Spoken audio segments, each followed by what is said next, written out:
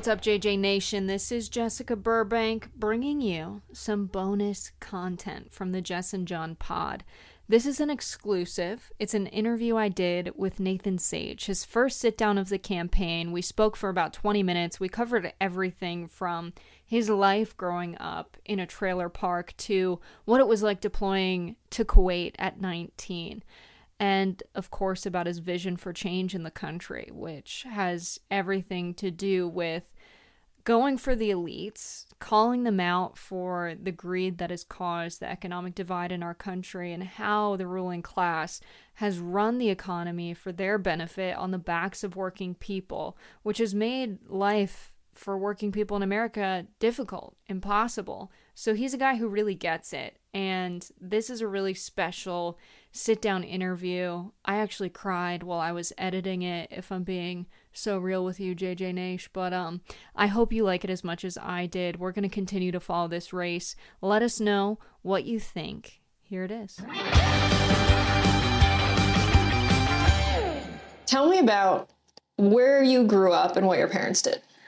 I grew up 313 Registry Park, Mason City, Iowa, in a trailer park on the west side of town. My dad was a factory worker. I worked at a place called Minnesota Rubber. My mom was a daycare teacher at Charlie Brown Daycare in Mason City. And the only reason she was a daycare teacher was because that's the only way we could afford life. Well, afford daycare and afford life, really. When you were a kid, what did you want to be when you grew up? It's funny, I always wanted to be like my dad. And so I always would wear his Air Force. He was an Air Force veteran. I'd always wear his Air Force jacket around the house. Wanted to do that. He gave me military the little green Army men, little C-130 plane, all of that. I wanted to be a pilot for a very long time. And I knew to get to that, it was like, my dad was like, you got to go through schooling. You got to be in the Naval Academy. You got to do all this stuff to get there. So yeah, that's what I always wanted to do, but I never really knew if I'd be able to get there. Did you ever think you'd run for office? Hell no. I never thought in a million years that I would be, had this opportunity. People like me don't do this. People like me don't have these chances. You don't have money, you don't have a chance. So I always just thought, I'll probably work in a factory. I'll probably, if I'm lucky, find a good woman that has a good paying job and be able to have a good life. And I realized really quick, the path to get there, the path that you have to take is not the path that I was on or would be able to get there. So I found my own, You ended up choosing to serve your country. Tell me about that decision. Yeah. So sophomore year in high school, I remember we did a benchmark and we had to do this speech about what we're going to do when we grew up or when we graduated. And I had to make it up because I didn't know anything. I was like, there's no way that I can go to North Iowa Area Community College, which is in Mason City. I never knew I could do that. I had no idea what I could do because my family didn't have money. We just didn't. I knew it was impossible. And so I started to freak out a little bit, really. And then I met the Marine Corps recruiter because one of my friends was talking about it. And he said, you should come check this guy out. And they gave me, they put these little blocks on the table and said, if you were joining the military, what would be the reason you'd want to join? And it was adventure. It was see the world. It was, better paying job, all these different things. And mine was get out of Mason City, see the world, experience life. I wanted to see more and do more because I knew Mason City was a great town, a great place, but I knew it wasn't, not say for me. It was just someplace where I didn't feel like I had chances. And if I could do something else, I could have chances. And then doing that, it was first of all, you had 9/11 that happened. So it was this is a chance to be something bigger than myself. I'd played sports, been on teams, but it was something where I could do something that meant something more and was bigger and had a bigger cause. And for me, it was everything pointed, that's a way to do it. Follow this. And I told you, I always followed my dad and wanted to wear his stuff. And it was this is my chance to be me and prove who I was. And when I talked to my dad about it, actually, I said, I'm thinking about doing this. He's like, Marine Corps is the hardest. He's like, Army's not that bad. He goes, Navy, you'll be gone all the time. And Air Force, he said, you'll fold close. So he told, because he was in the Air Force. And I said, okay. He's like, I want to do the hardest thing I can and prove it that I can do it. So I signed up for the Marine Corps.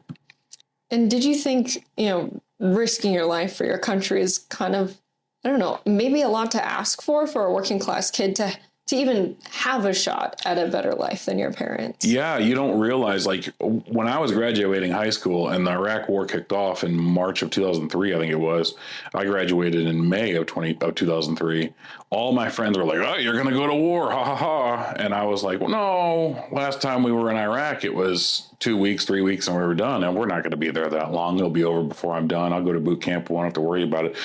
And I spent 3 times there, and then, going there, it was like the scariest thing in my life, like the most terrifying, like 19-year-old kid on a bus in Kuwait, and they're told you don't look out the windows. And you're like, why? And then it just progressively gets worse. And it's hard to talk about. It's hard to think about, but it is what it is. And at the end of the day, am I glad that I did what I did and served the military? Yes. Does it suck that I went to Iraq? Yes. But at the same time, I feel like it prepared me to not have normal fears that other people have. And maybe that's also why it prepared me for what I'm doing now. Is I'm not scared to talk to you, talk to anybody, have these conversations, do what I need to do, because nothing is as worse as growing up the way I grew up or going to war. Yeah, I think that maybe sets you apart from other people running for Senate across the country or serving in the Senate right now. A lot of them didn't grow up with a working class background. It feels like that's almost by design. So talk about what sort of opportunities serving gave you to prepare you for this as well. You've done some public service here in Knoxville. Yeah, I think when I'm working with small businesses, first of all, growing up poor, and growing up in poverty, and growing up the way I grew up, you learn how to adapt. So you learn how to wear the hand-me-down clothes. It's almost like you get a chip on your shoulder where you're competing harder, because you know that this doctor's kid or this lawyer's kid has got more opportunities. They got better equipment. They got better things. Same way I look at what I do now with working with small businesses is like these small mom and pop shops. They have a chip on their shoulder. They're trying to compete with the Walmarts, the Amazons, the major corporations. So you end up, for me, it was like working with these people and doing what I'm doing. It felt natural, because it's like, I'm here to help you, because we need help. We need more things like this. We need people like we need a mom and pop shop that has things in the store that you can't find anywhere else, in Knoxville, Iowa. And for me, it was like, you get to hear these sob stories and you hear them talking about how hard it is. And when they're talking to you, and business owners are having these conversations, and all these groups are having these conversations with you, I can actually empathize with them, because I know what it's like. I know how hard it is. And a lot of people, and I think that's why I'm so good at what I do when meeting with these, because they see that in me. They know that when I say I understand, it's because I understand. And I understand when they're saying that people don't understand. I'm like, I know people don't understand. They don't get it. They don't get it until they go through it. They don't get it unless they've gone through it. And I think that's why, for this, it's like, when I talk to voters or talk to people like rural communities or talk to individuals just about what I'm trying to do, I can actually tell you, like, I know, man, I know how hard it is. I know how hard it is to try to pay for food. I know how hard it is to try to figure out what you're going to do with, like, my daughter graduates next year. I'm trying to figure out, okay, what am I going to do to pay for her schooling? Because she wants to go on to go schooling. And I'm sitting there going, and life should not be like that. It should nowhere be like that in the richest country in the world. I think that it shows the state of politics in our country that when you announced your bid for the Senate and you shared a lot of these ideas and your upbringing, that it got millions of views and millions of likes across multiple platforms. Why do you think people are so ready for this message, particularly now, even though, what we're talking about, wealth inequality, has been pretty bad for a while in America? I think now especially is because you have rich billionaires that are sitting next to the president, cutting away funding and cutting away programs that a lot of people depend on. And they're like, wait, we didn't sign up for this. Like, I think there's a lot of people that are just stuck right now that don't have representation, right? They don't have people that you get the same cookie cutter candidate that comes out there, doctor's kid with soft hands, says what he's going to say, and we're used to it. And then they're going to leave and they're going to check the block, say they talked to us, and that's it. And nothing's ever going to change because, again, 98% of Washington, D.C. is generational wealth. They don't give a crap about us. So the only way that we're ever going to get things changed, the only way we're ever going to get anything anywhere for the working class is to actually have working class people there. And I think that's why when we talk about that, people are starting to understand that. People are starting to go, yes, he's like me. He's struggling. He knows how hard it is. He gets it. And I think that's resonating with so many people because they're just fed up with listening to rich ass people say what they're saying, and nothing is helping us. Nothing is getting to us. Oh, you got to go. When people say that we got to go through some pain or some tough times to get to somewhere good at the end, shut up.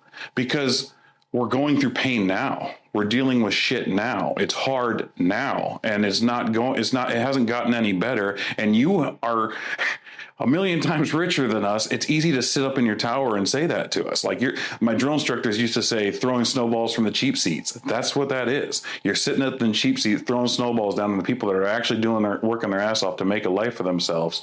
And you're telling them they gotta work harder. And that's complete bullshit. How do you feel when you hear politicians, maybe even in the highest office, talk about how great the economy is in America? I think it's great for them. I think when they talk about that, they're talking about themselves. They're talking about, their partners and how great they're making money hand over fist. Anybody else who's in the real world, anybody else who's in the working class is going, oh, well, that's not what it looks like when I went to get groceries. Like I just had to pay this grocery bill, and now I have to pay this car bill, and now I have to pay this rent, and now I got to pay this. And it's not great. It's not going well. It might be going for the upper 1%. It might be going up for the rich people, but for us in the working class. And that's the thing that's the most messed up about it, is because the only reason they're making the money they're making is off the backs of us doing what we're doing. And we're slaving away, doing what we're doing, day in and out, trying to make ends meet. And they're just telling us to work harder, and we can't even get like paid sick leave. We can't, you know what I mean? They're doing everything they can to keep us down, keep us going, and then trying to bait us into this, oh, you're doing it for the country, you're being patriotic, when it's like, no, I think everybody around us, everybody in the middle class is finally realizing, like, they're not here for us. They're here for their own self-interest. But the question is, how do we get out of that? How can we make this rich go back to kind of getting closer together? Raising wages, lowering cost of healthcare, lowering cost of childcare, which is outrageous, trying to make life better now. Those are the ways I think we need to start, and then continuously closing that gap. It's going to be a work in progress, but we got to do something now. Why do you think so many politicians, especially politicians coming out of Iowa, have not represented these ideas? Because they're not us. I hate to say it like that, and I give a little shout out to Kendrick on that, but they're not like us. Like, they didn't grow up they didn't grow up poor. They didn't grow up in, syrup sandwiches or whatever he says. They didn't grow up like that. Mm-hmm. Like in Iowa, the people that are coming and talking to us, the reason they're able to run is because they have the money to back it. They have people that they know and the connections they know based on their family, based on generational wealth or whatever it is that got them to there. Now, there are some people that come out of there and have had a chance, but it's a lot harder. And so, I think that when it comes to it, we have to do something different. The definition of insanity is doing the same thing over and over and expecting a different result, according to Einstein. So why do we keep putting the same politicians and the same people forward and expecting something different? And yeah, it's just, they have always continuously done this, overlooked rural Iowa, overlooked the working class, kind of looked at like we got them checked in our box because we're the working class party. But you got to actually talk to people. You actually have to conversations with people. You have to listen to people. Dr. Bob Leonard, my closest friend, said, shut up and listen. And that's what you got to do. And that's what I'm trying to do. And I think if we can do that, and we have these conversations, these tough, emotional conversations, and understand what people are going through, we can actually figure out the policies and the laws and the things that we need to change to make life better now. And that's where it all begins. What would you say to the media pundits who call this way of looking at the economy, wanting to raise wages and protect workers, as, some crazy radical lefty idea? I think it's funny that I've already been called a radical Democrat, because when have you ever seen a family man, a veteran, someone who serves their country, serves their community, does everything that you're told is good to do, considered radical? I'm a normal human being. I'm a normal working class person. I'm a veteran. I worked my ass off for this country. I fought for this country, and I'm radical because I want a better life. it's insane to consider that I'm radical. Like, to me, I'm not radical. Maybe I'm revolutionary is a better term for that. I'm tired of what we're going through. I'm tired of dealing with the shit we're dealing with. And if you don't like how we're talking, you don't like how we're being, you made us this way. You're the ones who beat us down and treated us like garbage for so long, like we didn't matter for so long. It's about time we stepped up and stepped forward. And that's what you're seeing. And so anybody who calls me radical is just somebody who's trying to get clicks, attention, doesn't understand what radical is, doesn't understand what real life is. And so, yeah, we can kind of have a conversation about that in another time. But when I think about it, I think of, well, if that's how you feel, in the military would always tell you, let's meet you at the tree line. We'll figure out what radical is. Do you think it's radical to say or expect Americans to live off of $7.25 an hour? I think it's insane. Yeah. I think it's crazy. And the fact that it hasn't changed in however many years or decades or whatever just goes to show you how greedy these people are, that they can't even, like, even 10 cents, 20 cents, like even that going up, like it's way behind. And we're sitting here trying to talk about it, and they have their talking points about why it would make costs go up or why it would cause more problems. At the end of the day, CEOs make 330% more than their workers. So there's the answer. If you a little bit of greed, take away a little bit of that greed, we could go a long way, and it could help out a lot of people. And that's the problem, is the billionaires, the corporations that make these monies off those workers don't want to give them their fair shake. They don't want to give them their fair piece of the pie. And so the only way you can do that is to stand up and vote people out, fight for your rights, stand up and talk about it. And that's what we're trying to do. You know, we got to shine a light on it to get people to understand how far the gap actually is. Let's talk about your decision to run. A lot of people are considering leaving the country because of the state of it. People are buying all of these like prepping kits and trying to go off the grid. It seems like the state of the country is making people give up, and you've decided to fight. And that takes a deep love of your country. Is that a hard decision to see the country go in this direction and really decide, you know, I have to dedicate my life to fighting for it? It's been hard. I'll even tell you that my own wife has been like, how much does it cost to live in Canada? Has asked me those questions. Because it's been like every day we wake up, it's another thing you're seeing on TV or social media where you're just, what the hell is going on? Like, what are we doing? It seems like there's no common sense anymore. And that's one thing that it seems like both parties or both agendas are trying to say common sense is this, and they're getting you confused. At the end of the day, everybody knows what common sense is and understands that what is going on right now is not common, is not natural, is not real. And it's scary. But at the same time, like you said, like, sitting in that bus in Kuwait, being told not to look out the window, waiting 4 days to fly into Iraq because my airfield that I was going to land on was getting mortared every single day. First day I get to Iraq, go to the internet building to say hello to my family, and I get an attack and lights go out, and the guy next to we all hit the deck. The guy next to me starts praying. You understand really quick the things that you're worried about in life don't matter as much as your actual life. And so for me, it's like, this isn't going to kill me.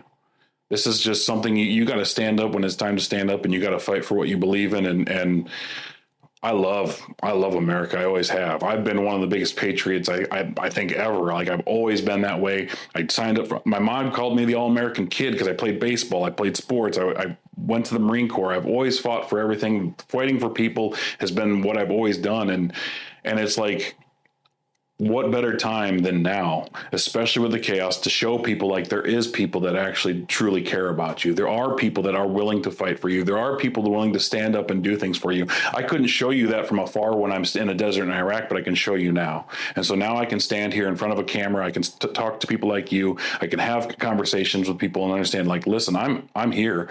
I'm willing to listen. I'm willing to fight. And I don't give a shit what they say on any of these news or agencies. At the end of the day, I'm not here for them. I'm here to represent the working class. I'm here to represent Iowans. I'm here to fight for Iowans, and that's what I want to do. And now people all across the country are paying attention to you because your message is one that resonates, especially now. And they're looking to you kind of as a leader of, you know, a hopeful movement for changing the country. How does that feel? Feels great, because it feels like finally, like, listen, like, it's like being working class, you're sitting there like for a long time. It feels like you're in the back of the bus screaming at the bus driver to stop. Like, let's stop. And no one listens. No one pays attention. And so coming out the way we did with our video and showing people who I am, that is awesome. But also what I also want is more of that. Not just me, other states, other people, if they see it resonate with them, stand up and figure out how to do it. Get there and fight for it. If you believe in something, come together, volunteer for us, volunteer for other campaigns, get out there and actually fight. The only way that we are ever going to get there is if we all stay together and we all fight for what we believe in. And the truth of the matter is, I do feel like there's a lot of different issues. There's tons of issues across the political spectrum. There's tons of things that we can talk about. But at the end of the day, I think everybody wants a better life for themselves, better life for their families, better life for their kids. That's what they want. They want affordable life. They want somewhere where they can actually feel like they're a part of something. And I think that goes across all areas. And I think if we can all rally together around that one message and make our lives better now, not 5 years from now, not 10 years from now, but actually better now, I mean, now's the time to do it. So if you feel that way and you feel like, why the heck? Like waking up, my wife, like I said, my wife told you before, my wife comes home and she's like, why is this so hard? Why is it so hard? And now, like, yeah, it is hard. And the only way we're going to make it easier is by fighting for something and believing in something and going like, this is what we can do. And at the end of the day, voting them out is the best course of action. That's the one, when you talk about elections have consequences, elections have consequences. And if we can vote all of them out, that's their consequence. We can show them we're fed up, and we show them we're tired, and we can show them we're ready to fight for what we believe in. Last thing I'll ask you, you said something in your launch video, we built the damn table, it's time we have a seat on it. That really resonated with people. So many comments were just echoing that sentiment. And then you said it again yesterday in a speech at May Day. It's kind of turning into a central point in your campaign. Can you just say what that means? It's like this. We are the workers. We're the guys that are in the fields. We're the guys that are in the mechanic shops. We're in the hair salons. We're putting up the bridges. We're building America. We're creating everything. We're the ones that make this country run. In COVID, they called us essential. We are the people that make everything run. If we didn't show up to work, the economy would drop. The world would drop. They need us more than we need them. And since we create all this and we build it and we're a part of this, it's about damn time we actually represented it. And we were a part of, like, we can have a say in how it's dictated, and we can have a say on how our lives go from moving forward. And that's what that means to me is, yes, we built the damn table. We should have a seat at it. It should not just be a seat for me. It should be a seat for the farmer. It should be a seat for the plumber. It should be a seat for the construction worker. It should be a seat for all of us. And we should all be able to have a say of what goes on in our lives. The people who built the country should have a fair say as to how it's run. Exactly. It's a hell of a message, Nathan Sage. Appreciate it. Thanks for sitting down with me.